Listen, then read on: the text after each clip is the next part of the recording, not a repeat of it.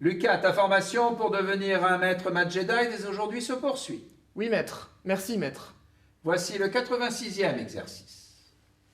Déterminez les réels x tels que, pour tout y de l'intervalle fermé 0,1, x supérieur ou égal à y implique x inférieur ou égal à 2y. À réfléchir là-dessus, t'employer tu dois. Bon, alors, puisqu'on parle d'implication, je vais commencer par rappeler la table de vérité de l'implication, et j'obtiens ceci. Ensuite, je vais raisonner par disjonction de cas, et je vais commencer par traiter le cas où x est strictement compris entre 0 et 1.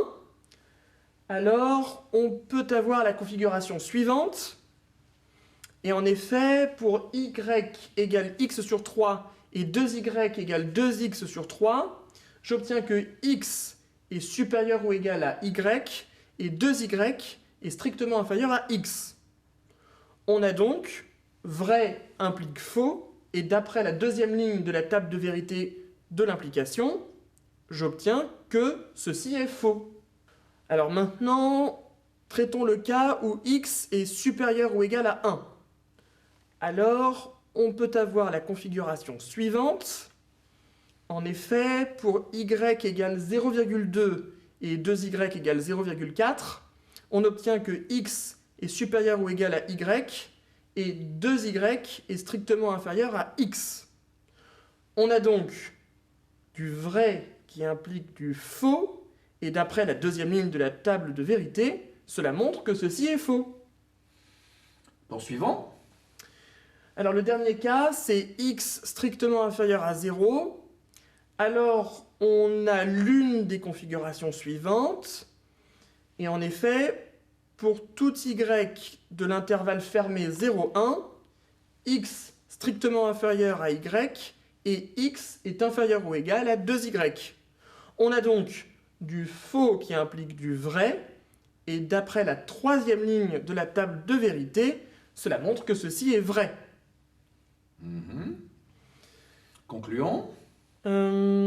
Enfin, si x égale 0, on cherche si, pour tout y de l'intervalle fermé 0,1, y est inférieur ou égal à 0 implique 0 inférieur ou égal à 2y.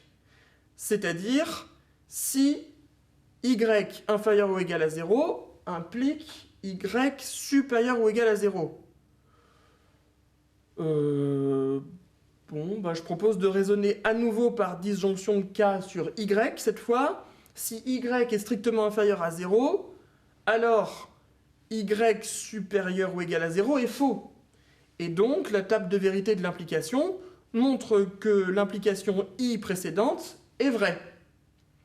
Et si y égale 0, alors on obtient du vrai qui implique du vrai, et donc la table de vérité de l'implication montre que l'implication i précédente est vraie.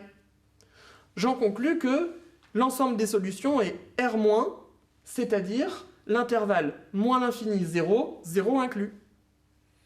Autre chose à dire tu as? Non, maître. À son terme, ta résolution est arrivée. Que la force mathématique soit avec toi.